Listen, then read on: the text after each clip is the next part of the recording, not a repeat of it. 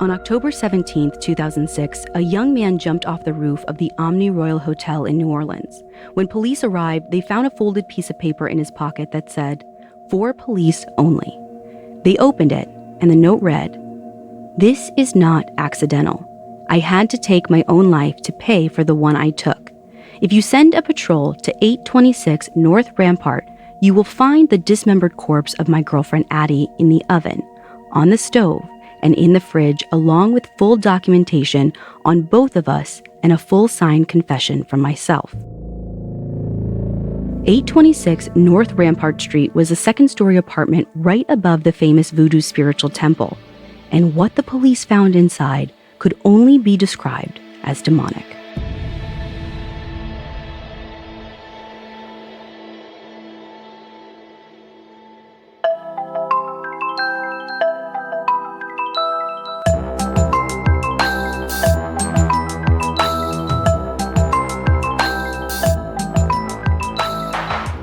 This is Supernatural, a Parcast original, and I'm your host, Ashley Flowers. Every Wednesday, I'll be taking a deep dive into a real, unexplained mystery to try and figure out the truth. It's Mental Health Awareness Month, so for this episode, we're going to be looking at a case that's a little different. There's a long history of mental illness being conflated with the paranormal, like demonic possession or ghost sightings. This is pretty dangerous not only because it stigmatizes mental illness, but because it stops us from addressing the real human problems that are usually at the root of it.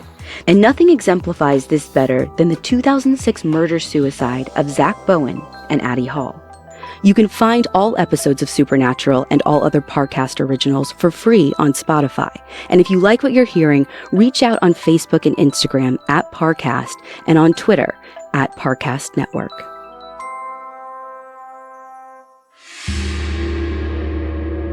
When you think of New Orleans, you probably picture a bustling city, jazz music, and Mardi Gras parades. But in 2006, it was a ghost town. In the wake of Hurricane Katrina, most of the population had evacuated, except Zack and Addie. They were among the few thousand holdouts who refused to evacuate the French Quarter. They were also both bartenders, and after Katrina, bartenders were like gods. They kept the morale up and basically held the community together during the recovery effort. So everyone was shocked when just a year later, the happy young couple's relationship ended in the most gruesome way imaginable. Following the instructions from Zack's note, police arrive at 826 North Rampart Street at about 10 p.m. on October 17th. The place was trashed. The floor was covered in beer cans and cigarette stubs, and unopened moving boxes were stacked around the living room. And here's the strange part. All of the walls were graffitied with black spray-painted messages. One of them said, "Please call my wife." Another said, "I love her." One, "I'm a total failure." And on the ceiling above the bed read, "Please help me stop the pain." And finally, and the most ominous of all, "Look in the oven." When officers opened the oven, it took a moment to register what they were really looking at. Arms and legs burnt to a crisp in a tinfoil pan. And on the burner, there was a pot containing an unrecognizable head. And behind that was another pot with 2 severed hands and feet. And in the fridge is where they found her torso. From Zack's suicide note, they knew what had happened, but why was still unfathomable. Eventually, they found an 8-page confession written in the last few pages of Addie's journal. Almost immediately, the details leaked to the press, and excerpts from the note were published everywhere. From ABC News to the UK's Daily Mirror, it described in exacting detail everything that led to the grisly scene before them. Zack starts off with his motive. About 2 weeks earlier, on October 4th, he and Addie had gotten into a fight. They just moved into the new apartment a few days ago, and Addie had apparently tried to take his name off the lease. Their argument lasted into the late hours of the night, and then, at about 1 o'clock in the morning, Zack strangled her. So right off the bat, this sounds like a pretty intense reaction to the situation, right? Like, it would be one thing if Zack had a history of violent behavior or domestic abuse, but by all accounts, that wasn't the case. He was never a violent guy, and in fact, he was really level-headed. It's true that everyone has a breaking point, but like this was it? A disagreement about moving in together? What makes it even more horrifying is that he didn't just strangle Addie. He allegedly sexually assaulted her corpse before falling asleep next to it. The next morning, he just went to work. And when he got home, he moved her body into the bathtub, got a hacksaw and a knife, and spent the entire night cutting up her body. Zack had the whole weekend off work, so he had plenty of time to finish up the task. However, according to his note, quote, "Due to laziness, I spent most of the time coked up in various bars with different girls. I scared myself not by the action of strangling the woman that I've loved for 1.5 years, but by my entire lack of remorse. I decided to quit my job and spend the $1,500 in cash I had being happy and kill myself." End quote. And that's exactly what he did. For the next 4 days, Addie's remains continued to rot while Zack was out partying, spending all his money on drinks and drugs. And when Zack finally did get around to cleaning up the body, he decided to cook the parts in the oven. Now, there's no evidence that he actually ate any of her body parts, and in his explanation, he claimed it was basically just to make it easier to dispose of.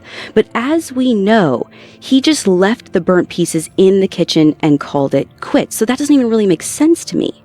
By October 17th, nearly 2 weeks after the murder, the tension finally snapped. He ends his confession note with a list of regrets. Quote, "Friends, jobs, military, marriage, love, every last one of these I failed at." According to the note, he burned himself with a cigarette 28 times, one for each year of his life. And then he jumped off the roof of the Omni Royal Hotel. To anyone who knew Zack, this was totally incomprehensible. Sure, his relationship with Addie wasn't always rosy. They'd been on again, off again for the past few months, but they always managed to work through their differences and stay together. Until they moved into this apartment.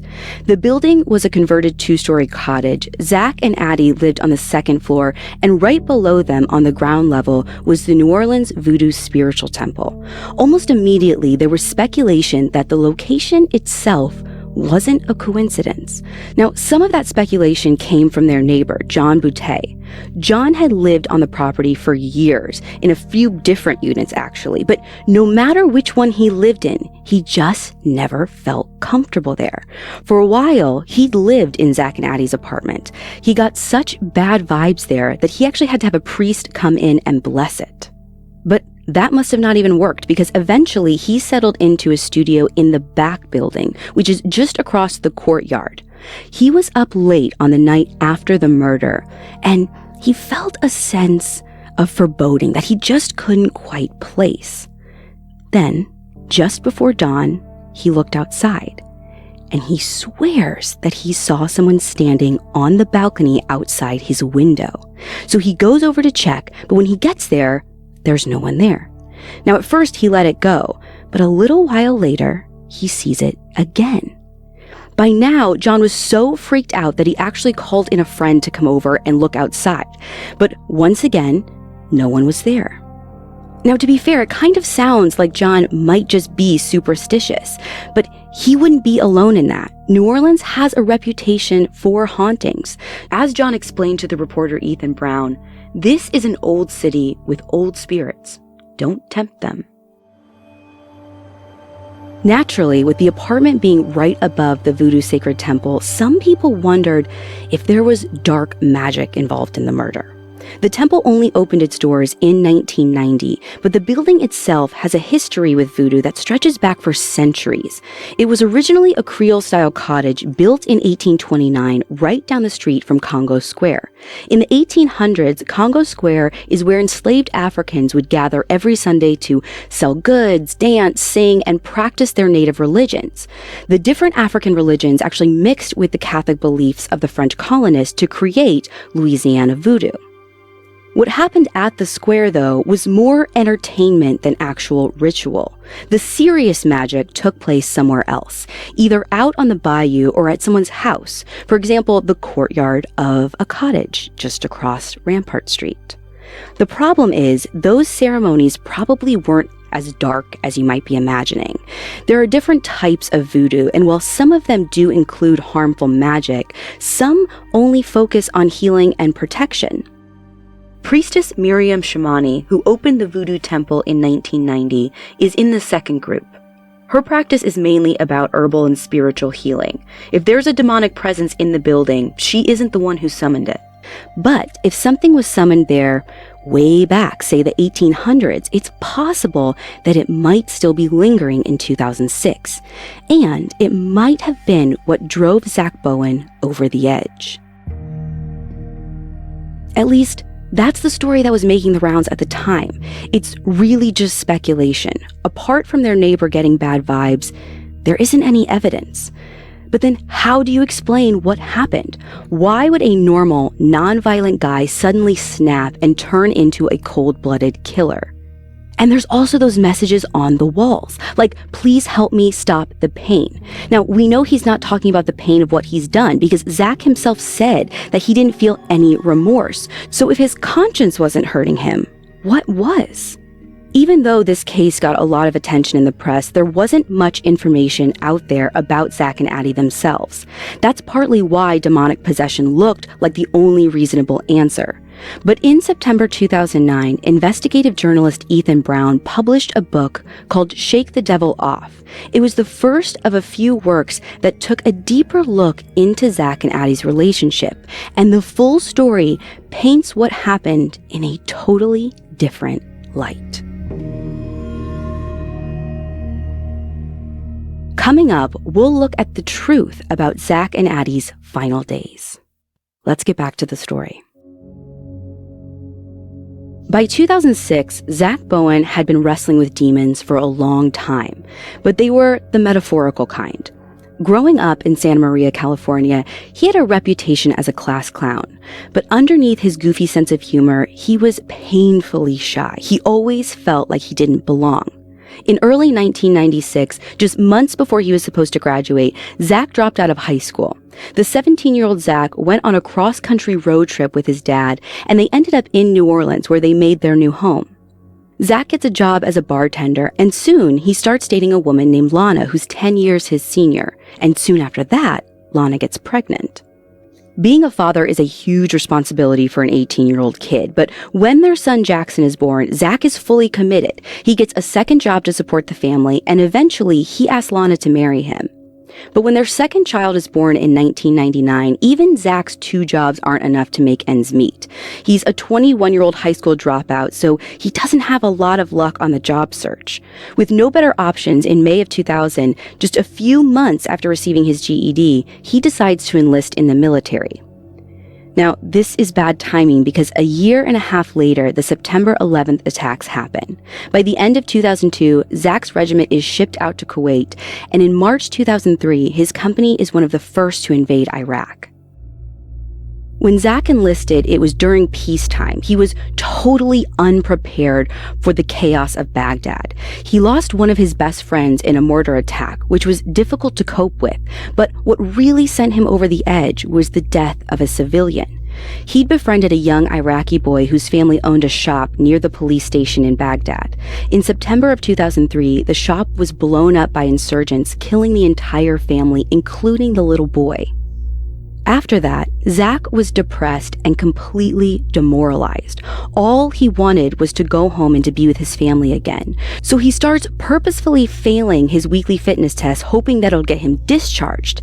Now, eventually it works, and in November 2004, he's sent home on a general discharge under honorable conditions. Now, this is different from an honorable discharge, and it means that you might lose some of your VA benefits. It can hurt your civilian job prospects too, since it indicates that, you may have had some kind of conduct violations. Now, Zack had only joined the Army in the first place because he needed a leg up financially. After 4 years, he's basically right back at square one.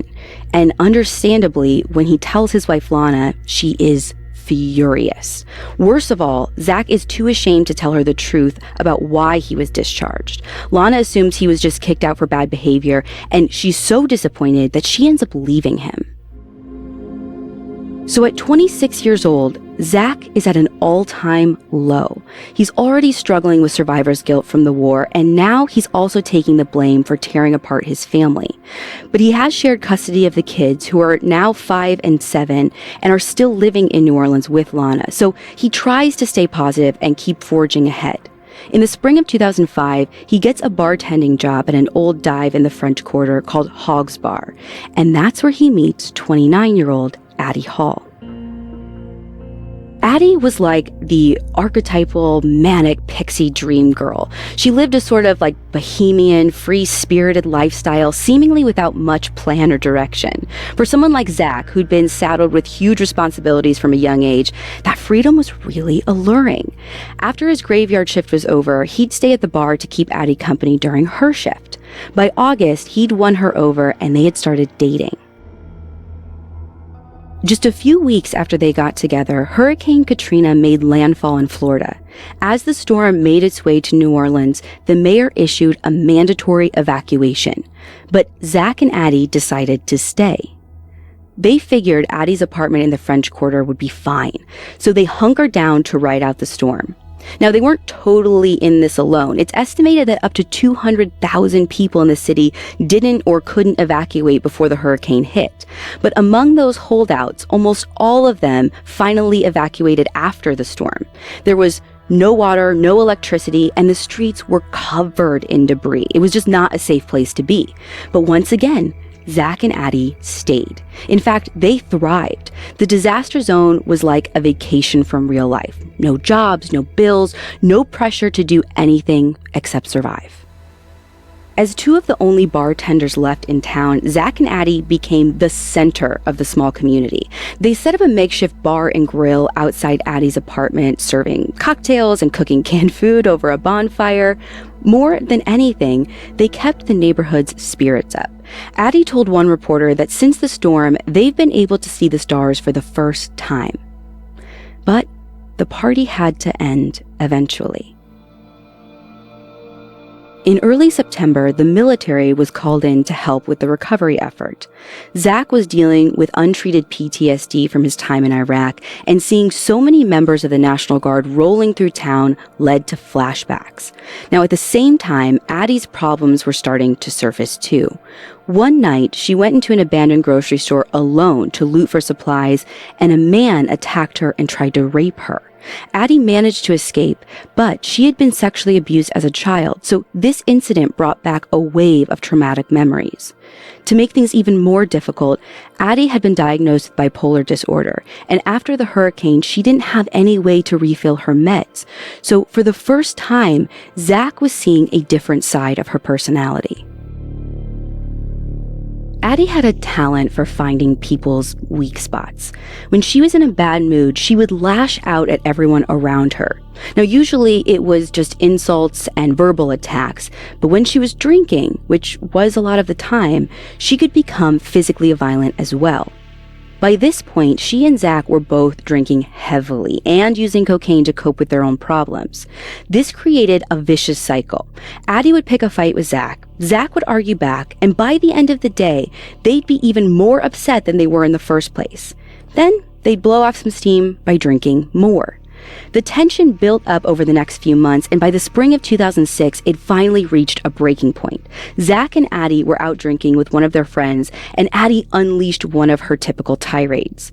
By this time, when they got back to the apartment, Zack told Addie that he'd had enough. He wanted to take a break. Now, they were both too drunk to remember what happened next, but Addie woke up the next morning with bruises on her arms, and Zack woke up on a train to Oregon where his dad was living. Now, this should have been the end of Zack and Addie, but even though their relationship was obviously toxic, it was also addictive. They still loved each other, and after a few days, they were ready to forgive and forget. For the rest of the summer, the same cycle continued. The fights never became physical again, but their screaming matches were so intense the cops intervened at least twice. When things were bad, Zack had to pack up his stuff and move in with friends. For a while, he lived with their cocaine dealer who went by Squirrel. Squirrel was a veteran too, but he wasn't very sympathetic to Zack's PTSD. According to Shake the Devil Off by Ethan Brown, when Zack mentioned that he was still having nightmares about the war, Squirrel told him, "You were just an MP in Iraq. I was a medical corpsman in Afghanistan. I had to literally sew people back together. What did you do that was so horrible?" So with his relationship at a dead end and no help from his friends, Zack starts looking for support somewhere else. In the summer of 2006, he starts seeing a man he met at a local bar. Zack is just starting to come to terms with being bisexual, and most of his friends don't even know about it, so he tries to keep the new relationship under wraps. But of course, by September, word gets back to Addie, and she's furious. First of all, she's furious that Zack's cheating on her, although it's hard to say how much they were actually together at this point, but to her, the fact that he's cheating on her with a man somehow makes it much worse in her eyes. For the next few weeks, she taunted him with homophobic slurs, even in front of his friends and coworkers. This was very nearly the last straw for both of them. Then, at the end of September, Addie comes to Zack with one last offer of reconciliation. She'd gotten into a dispute with her landlord and she was about to be evicted. Now, she couldn't afford to put down a deposit on a new place, so she asked Zack to move in with her, for real this time, their own equally shared home, a year lease and a fresh start. This seemed promising to Zack, so he agreed to give it one more shot. So at the beginning of October 2006, they move in at 826 North Rampart Street. Zack pays the first and last month's rent out of his own pocket, and he's under the impression that when the landlord gets the paperwork together, they're both going to be listed as tenants. However, on the morning of October 4th, Addie shows up at the office and asks to sign the lease alone, with only her name on it. About 5 minutes later, the landlord gets a call from Zack. Zack obviously sees where this is heading. If the apartment's in Addie's name, she can kick him out whenever she wants, as usual. And since he was the one who put down the move-in fees, he's going to be homeless and broke. So the landlord goes back to Addie to ask her what's going on. The first thing she says is that Zack cheated on her and she's kicking him out. Now, at this point, the landlord's like, "Listen, you guys need to sort out your own drama. I don't want to be involved in this." And so he leaves. And that's the last time anyone sees Addie alive. Now, when police first look at this crime, it seemed totally senseless. But that's because they were only looking at the days around the murder itself. When you actually put together the full story, the year-and-a-half slow burn of tension, it makes perfect sense. The argument about the lease was actually a fight about everything.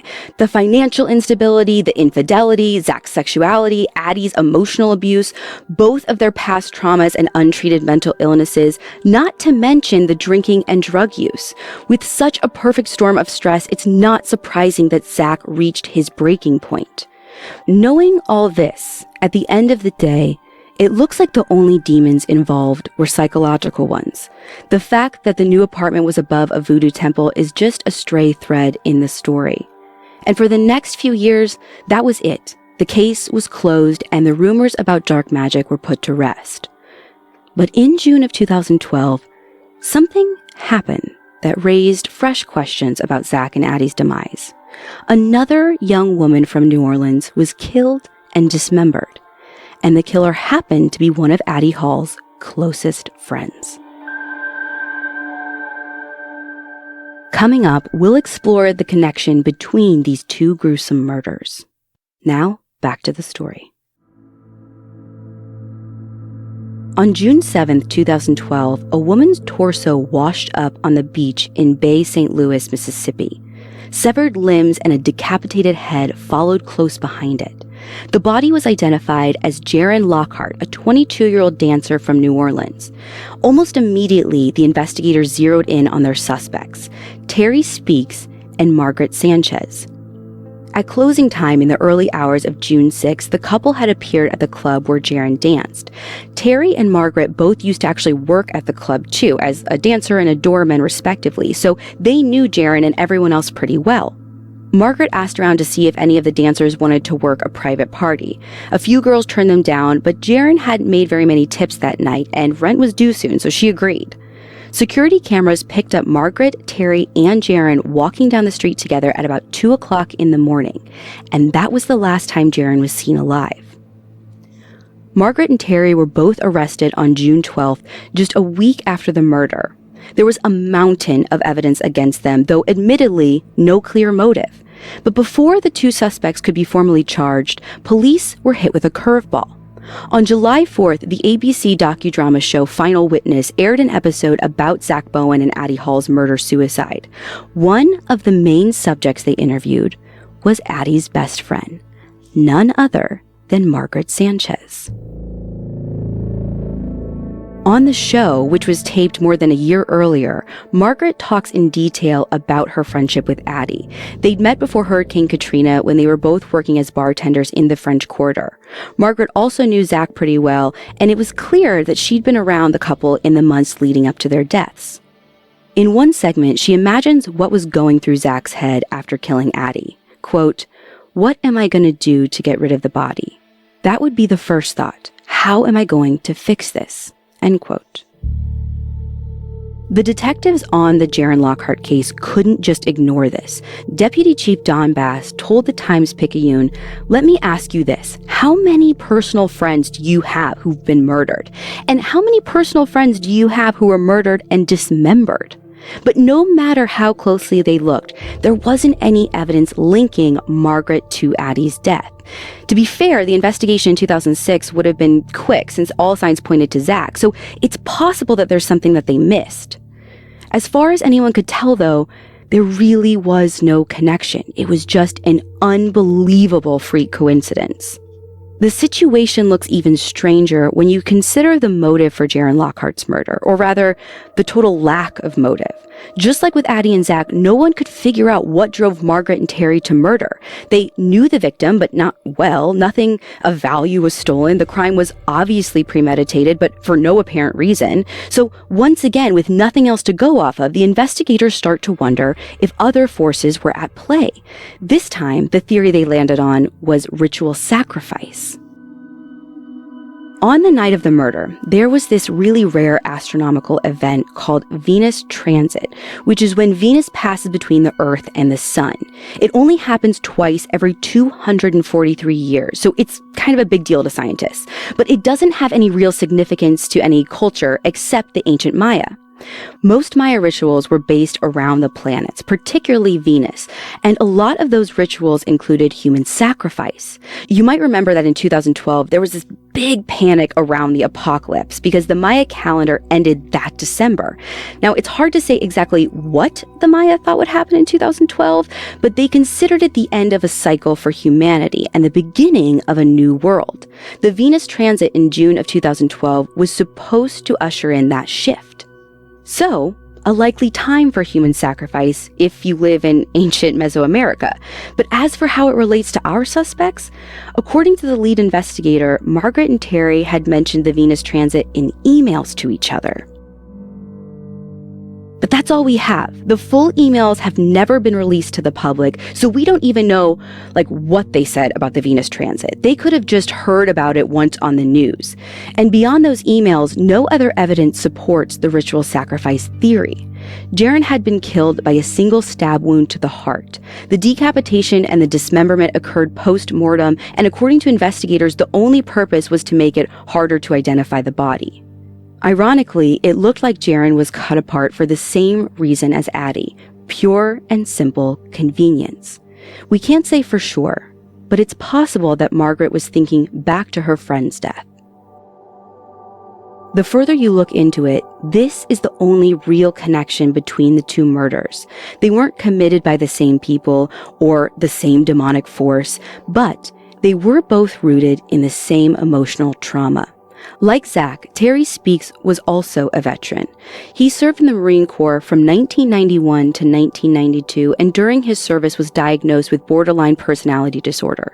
Later on, he was hospitalized for a suicide attempt. As for Margaret, according to a friend, she had bipolar disorder just like Addie. And when two people who are both dealing with such difficult issues get together, well, we already saw what can happen. Instead of building each other up, you might bring out the worst in one another. However, even though there's an earthly answer, the voodoo rumors about Zack and Addie never really stopped. In October 2016, on the 10-year anniversary of Addie's murder, the TV show Paranormal Lockdown traveled to what they call the Rampart Street Murder House. For 72 hours, two paranormal investigators locked themselves in Zack and Addie's apartment to finally put the rumors to the test. Their results were inconclusive. The only solid findings were from a device called the Geobox, which supposedly allows spirits to communicate through radio waves. The device captured a voice saying, "You're not alone," and more shockingly, strangled to death. But before we get too carried away with that, we have to take a look at the Geobox itself. It's essentially a radio scanner with a few modulars attached. Supposedly, if there is a spirit nearby, they'd be able to manipulate the radio frequencies to send you a message. But the creator of the box admits that without the interference of a spirit, all you're going to get is bleed from AM radio broadcasts. If the words you hear match up with the answers you're looking for, it's most likely just a coincidence. Coincidences are hard to accept, which is partially why there are so many occult theories about this case in the first place. But in a way, coincidence is an even scarier explanation than a dark magic voodoo curse. Zack and Addie, and Margaret and Terry for that matter, were all haunted by common everyday issues. Mental illnesses, PTSD, abuse, infidelity, alcohol, and drugs. Pretty much everyone has dealt with at least one of those issues in their lifetime, and it usually doesn't end with a severed head on a stovetop. But when you put them all together, it doesn't matter how level-headed you are, or how much you love your partner. The right combination of stress and trauma could push anyone over the edge.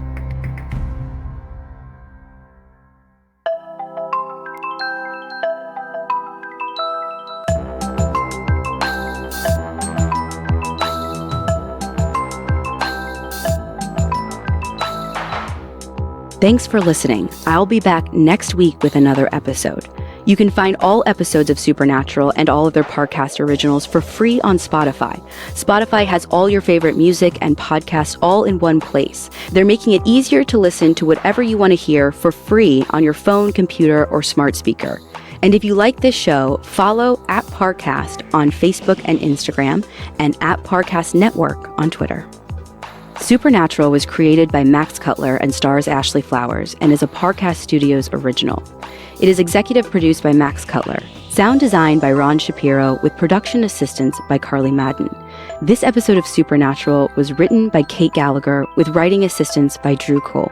To hear more stories hosted by me, check out Crime Junkie and all AudioChuck originals.